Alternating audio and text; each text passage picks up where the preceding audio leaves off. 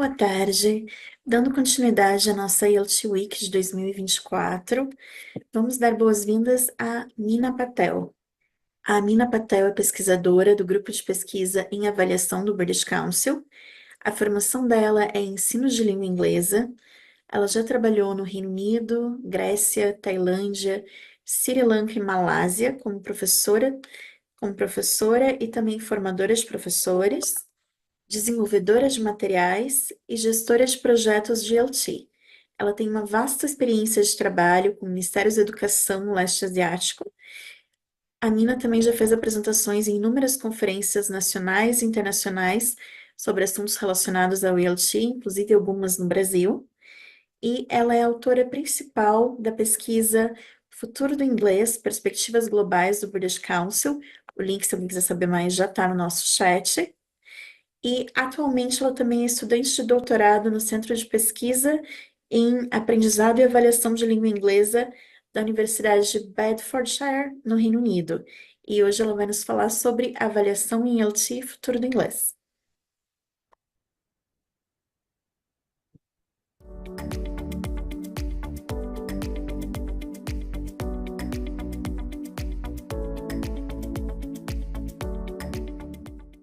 Hello everybody, my name is Mina Patel and I am Head of Research for the British Council's Future of English programme.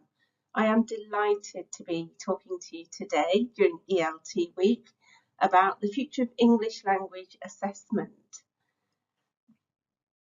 So, in today's presentation, I will give you a little bit of an overview about the future of English. And then I'll talk about assessment and personalising assessment a little bit, and then think about things to consider as we move forward into the future.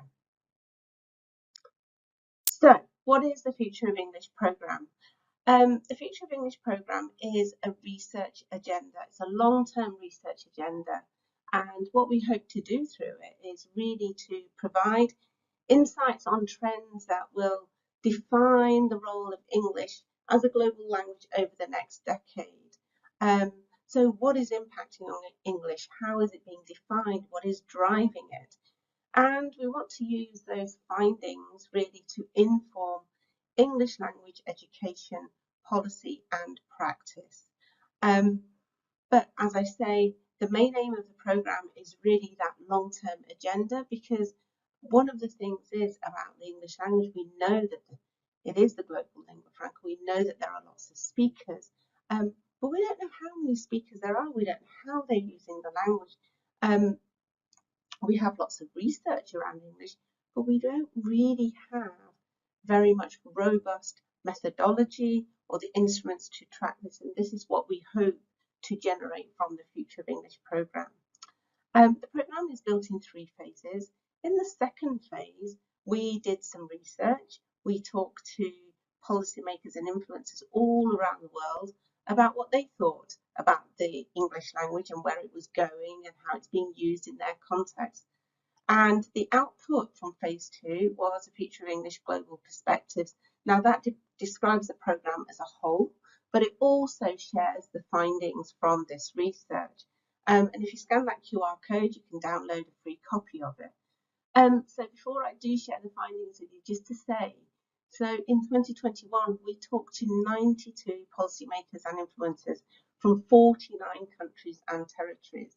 And we asked them, what do you think is the future of English? How is it being used? How do you think it will change? And from talking to these 92 very nice participants, we found the following findings. So,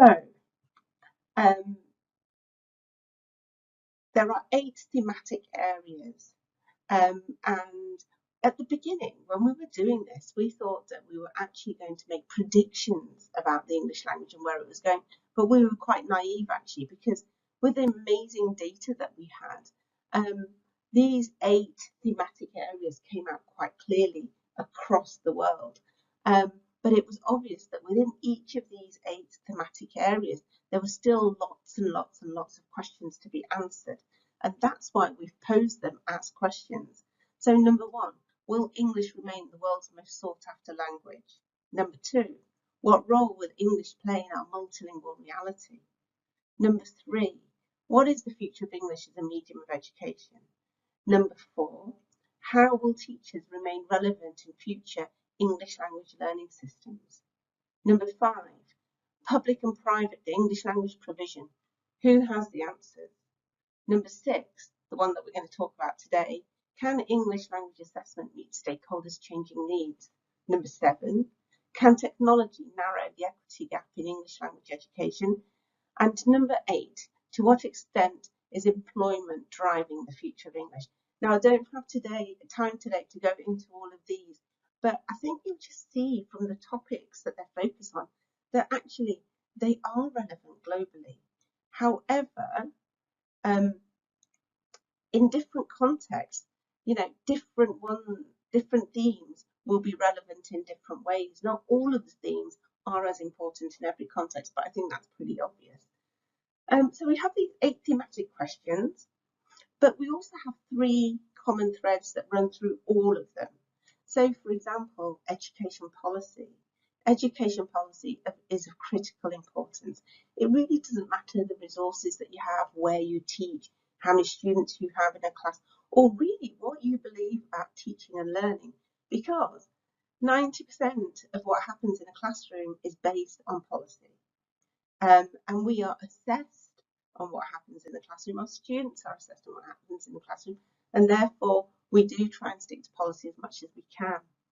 The other common thread that runs through all of it is stakeholders, and something that came out in our data is the importance of the variety of stakeholders that now have a vested interest in English language teaching and education. For example, parents are becoming more and more prominent.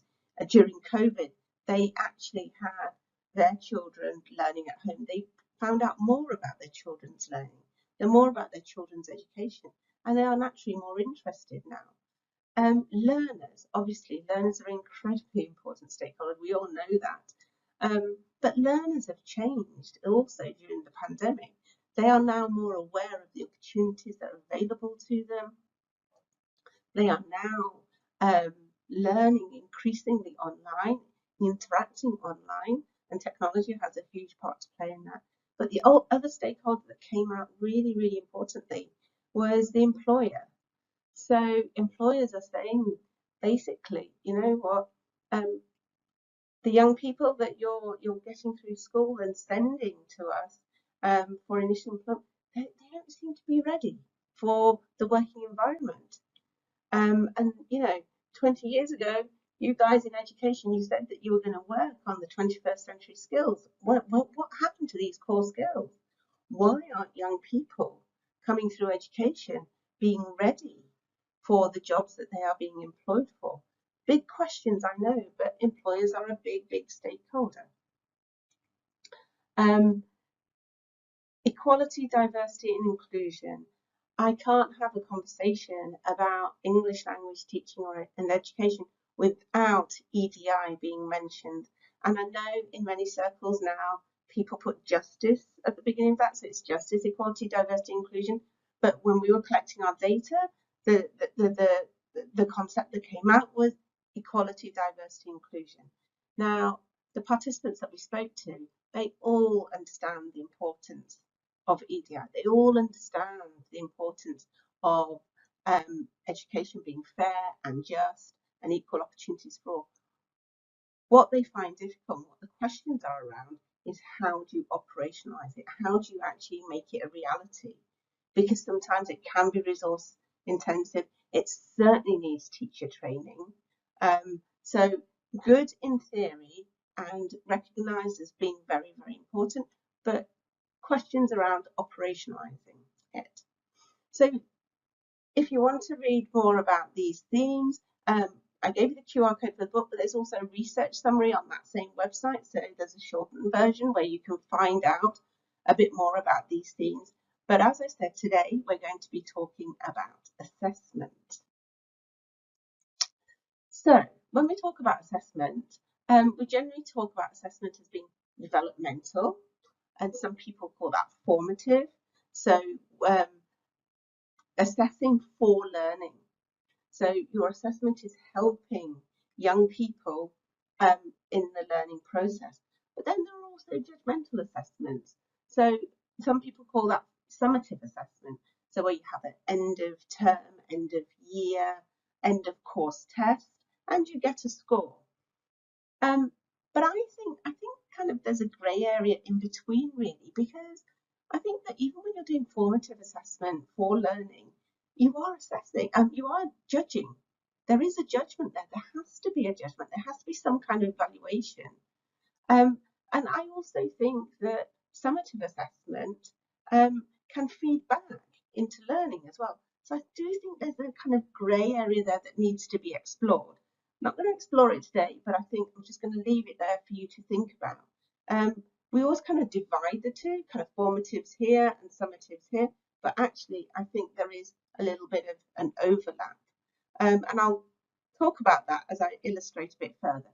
So for the next few slides, I'm going to ask you just to bear with me because I'm going to take you on a little bit of a journey, use myself as an example, and talk to you about how I believe that on the whole, we're always being assessed and we are always assessing. So bear with me and come with me on this little journey. So, assessment through Mina's ages. My parents are from India. They met and got married in Uganda. After Uganda, me and my brothers and sisters were born there. We then went over to England. And I was educated in England, spent all of my childhood and did my degree there. And then once I got my master's degree, I went over to Malaysia and I spent 20 years there. And now I have a foot both in Malaysia and in England. So that's a little bit of context about me. So as a child, that's me with my passport photo at the age of 4, going over from Uganda to England.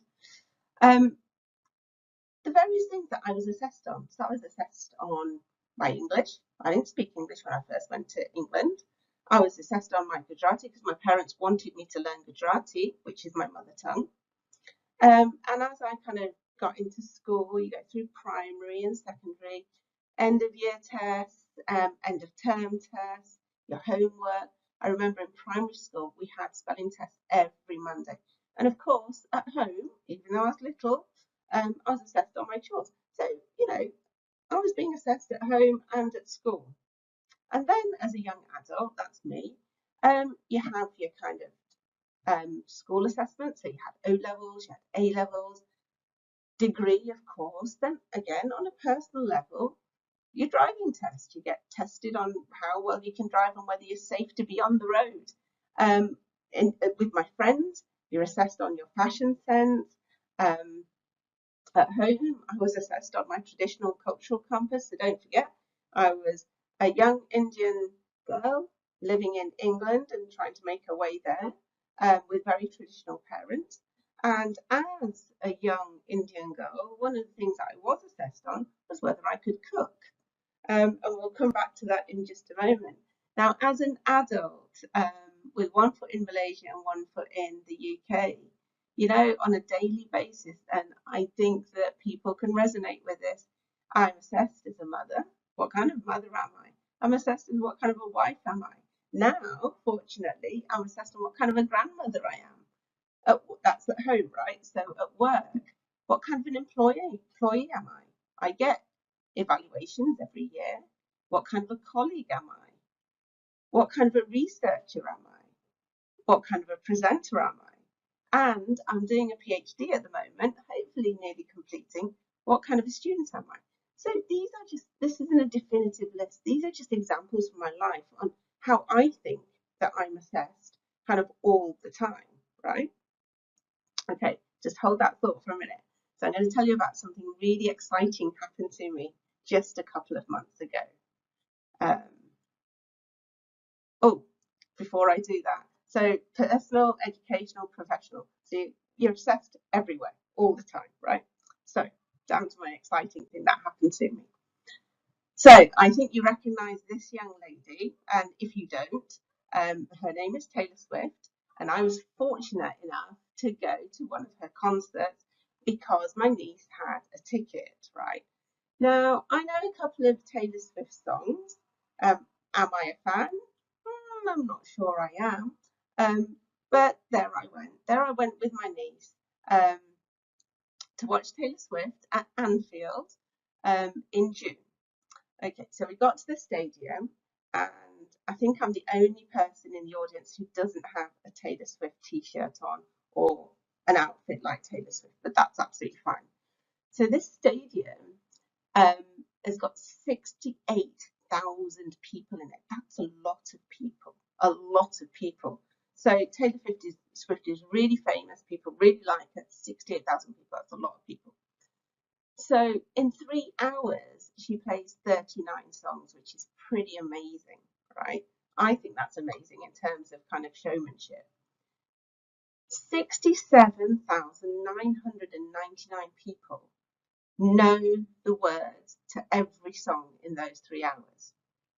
Guess who's the only person that didn't? Me. So next to me, there's a lady, right? And she's going crazy for every song, giving all of this, and all of that. Everybody is. And I can see her looking at me, right? And she's looking at me. And I'm thinking, why is she looking at me? And she's staring at me. And I'm thinking, why is she staring at me? And in the end, she taps me on the shoulder. And I say, yes. And she looks at me up and down. And I say, yes. And she goes, what are you doing here? And I was like shocked. And I said, why did you ask that? And she looked me up and down again. And the reason she was asking is because I had my hands folded, standing there. And what was I doing? I was assessing Taylor Swift. I was assessing her. Not because it was my job to assess her, because that's what people do. And she was brilliant, don't get me wrong, she was brilliant. But I didn't know the words of the song. I didn't know what all the hype was about. I wanted to find out, and there I was. So why am I telling you all of this? I'm telling you this because we are all assessors. In life, that's what we do. Although we don't know we're doing it, it may not be conscious.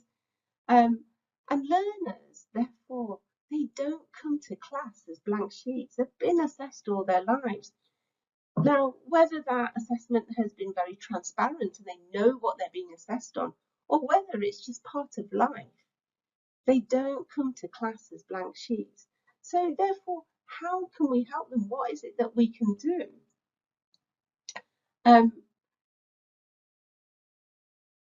What we can do is really support them with a type of assessment that we give them at different stages. And what we can do is make explicit what very often in classrooms is very implicit. We assume students know, or we think that they should know, regardless of their age, but they don't always know. I mean, if you look at my list, you know, I didn't have names for assessment. I didn't know what assessment was. I didn't know what being judged was. I didn't know what having to pass was all the time. But I knew that it existed. I knew that I had to jump through hoops. I had to do what teachers told me. And very often, I didn't know why though.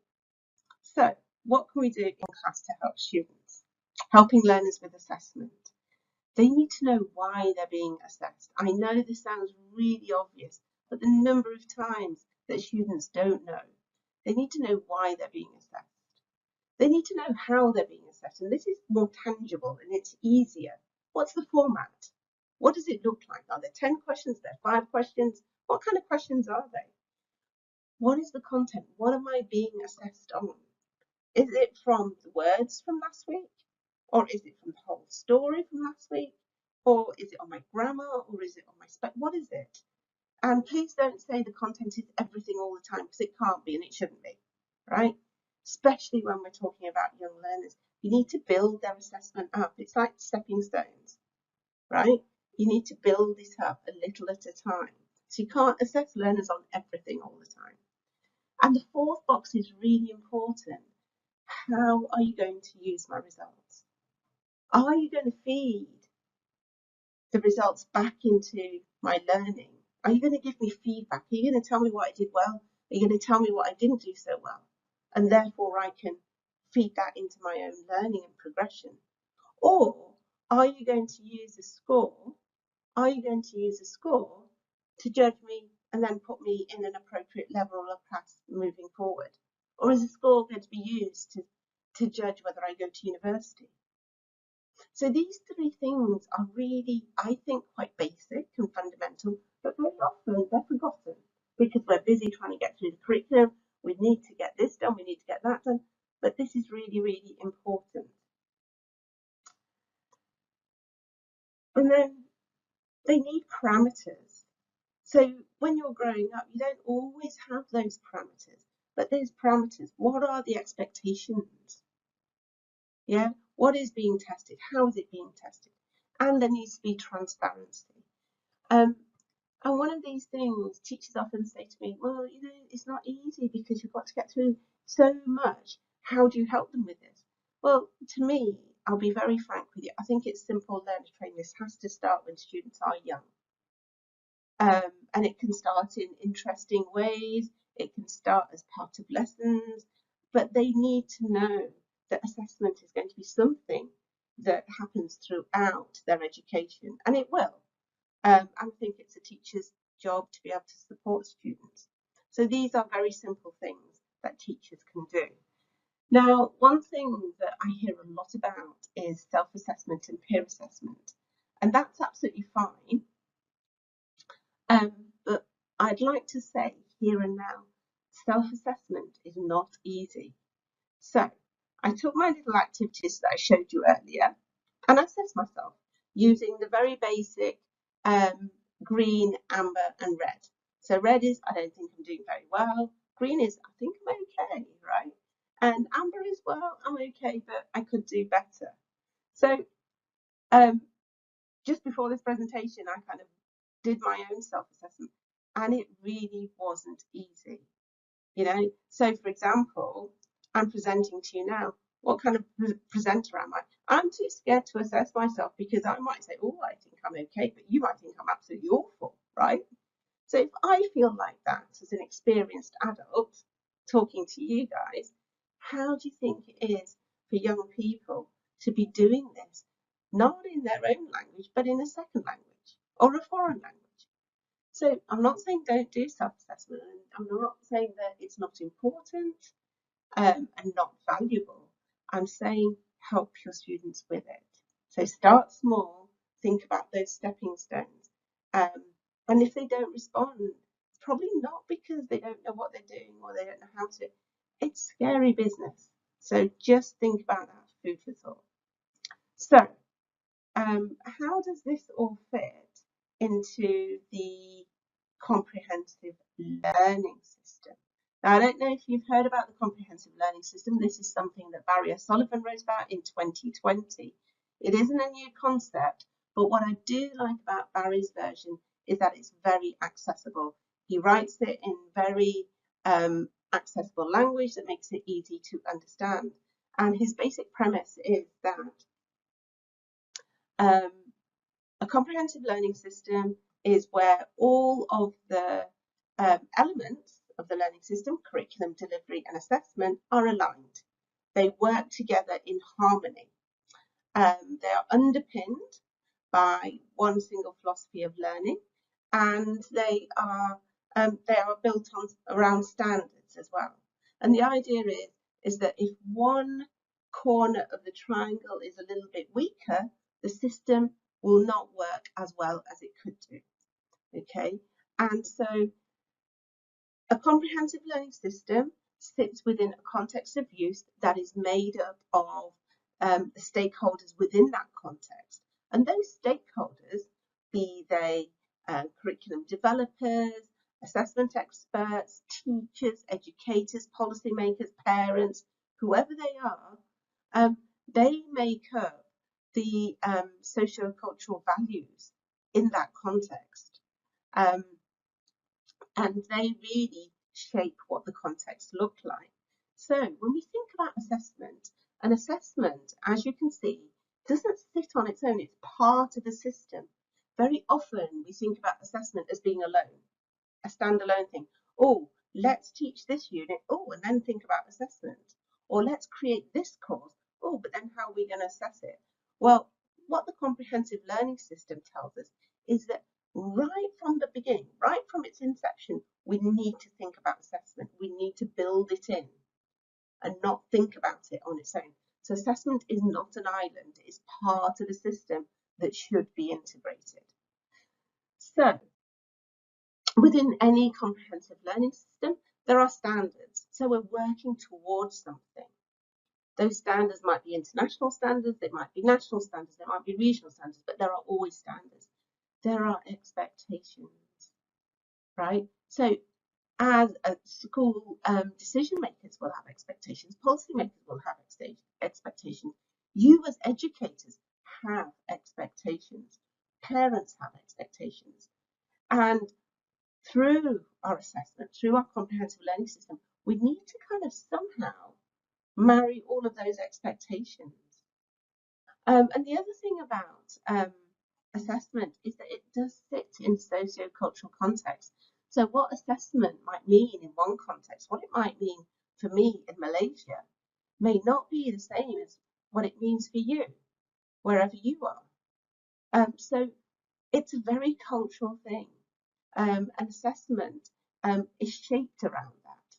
So there are lots of things going on when we think about assessment, even before we think about the classroom. So let's think about assessment moving forwards. And the next few slides I'm going to share with you are actually from the data that we collected to write Future of English Global Perspectives. So challenges and changes, or changes and challenges. So in terms of changes that are impacting on assessment, the concept of proficiency is changing. As more and more contexts become multilingual, languages merge. People use different languages with each other. Translanguaging is becoming more popular. And in these contexts, people really aren't looking to sound like native speakers. What they're doing is they're wanting to be understood and to understand in order to get something done. They want to achieve a goal, and therefore they use the language that they have at hand. So it's not about sounding like a native speaker anymore. And coupled with that, English is no longer seen as an isolated item. English is not so much taught as a subject anymore.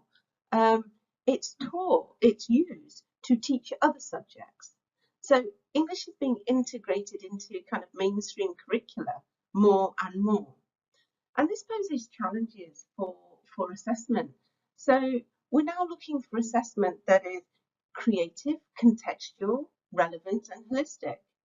And that's not easy. These are big things. We're not saying that every assessment has to be that. But what we're looking for is assessment that can really help to measure not only where students are, but where they need to go and how they need to get there as well.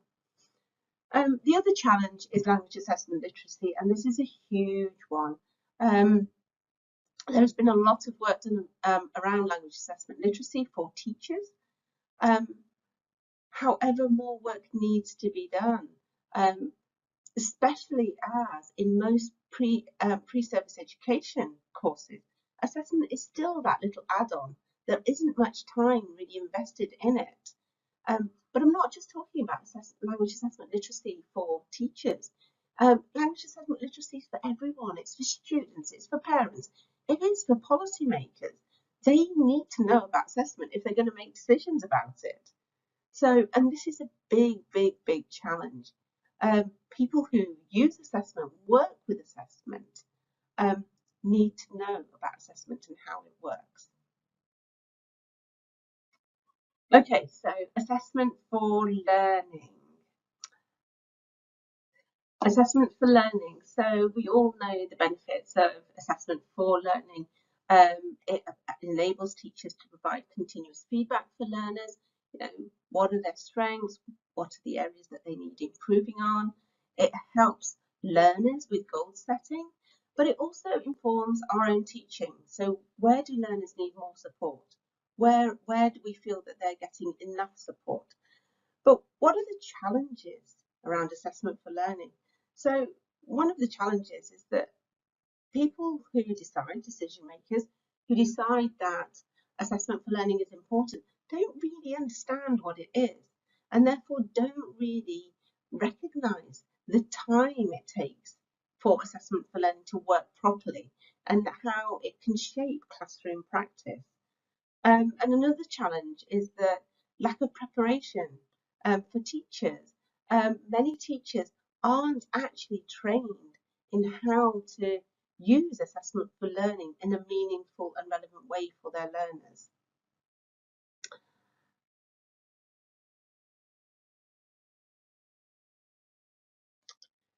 And then we have assessment of learning. So in our data, where assessment of learning came across was around assessment for employment.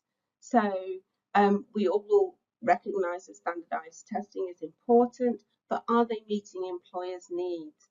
And employers are saying, well, actually, no, they're not really meeting our needs because, an employee can get a certain score in a test, but that doesn't mean that they can do the job or perform the functions they're supposed to.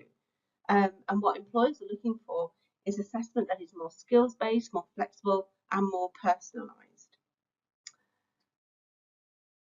Localisation.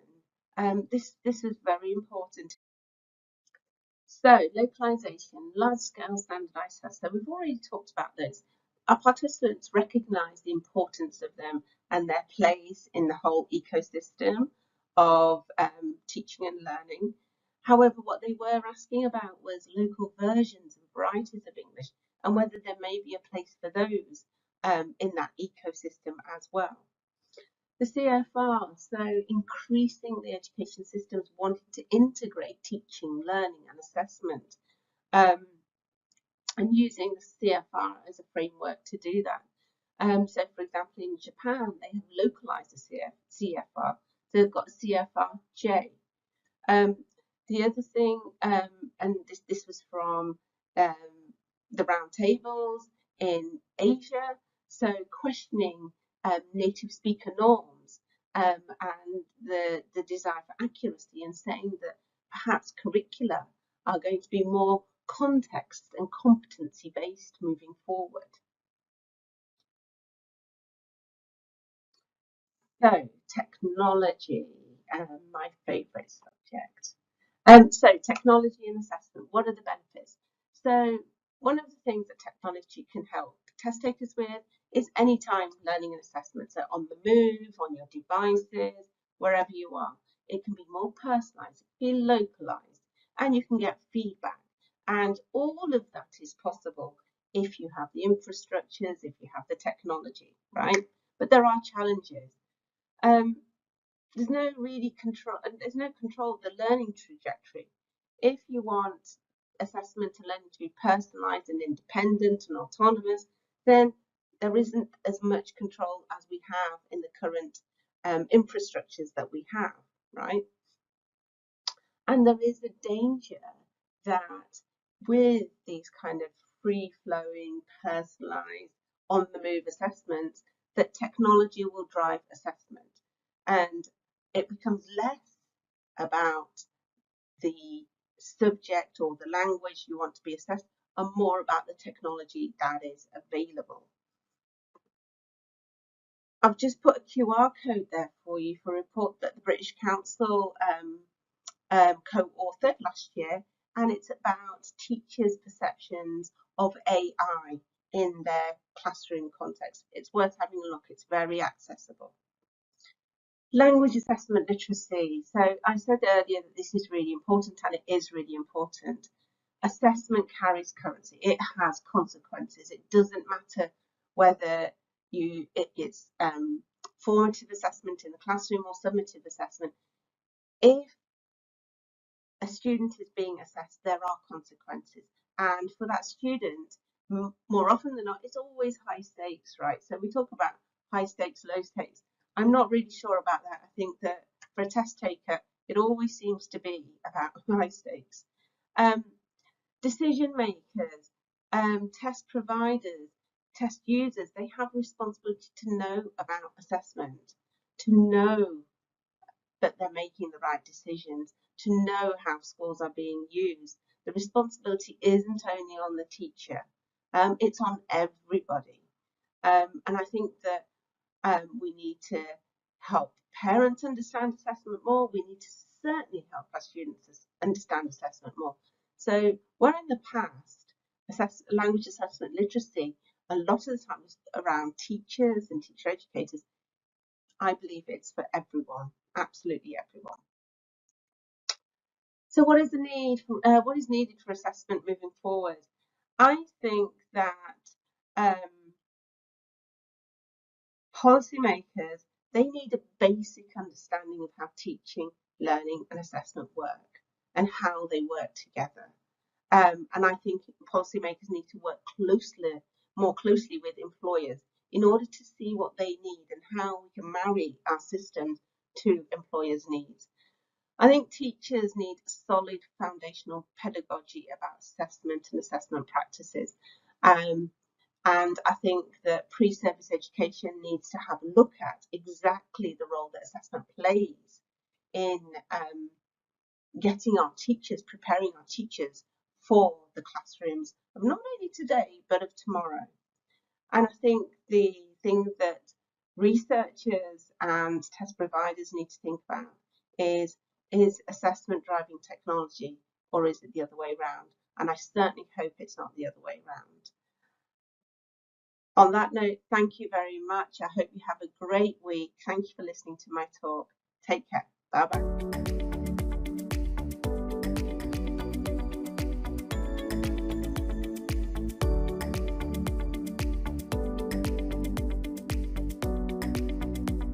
A apresentação foi ótima, como sempre. Pessoal, por motivos de fuso horário, a Mina não pôde estar conosco para as perguntas, mas se alguém quiser saber mais sobre a pesquisa de Future of English que ela mencionou, o link já está no chat, assim como o link para as inscrições, caso alguém ainda não tenha se inscrito. Muito obrigada a todos vocês, obrigada pelas interações, a gente está lendo aqui todos os comentários. E agora a gente vai fazer mais um pequeno intervalo até às 6 horas da tarde, quando a gente vai voltar com o Guilherme Meira falando o último assunto, a última sessão do dia sobre assessment. Obrigada.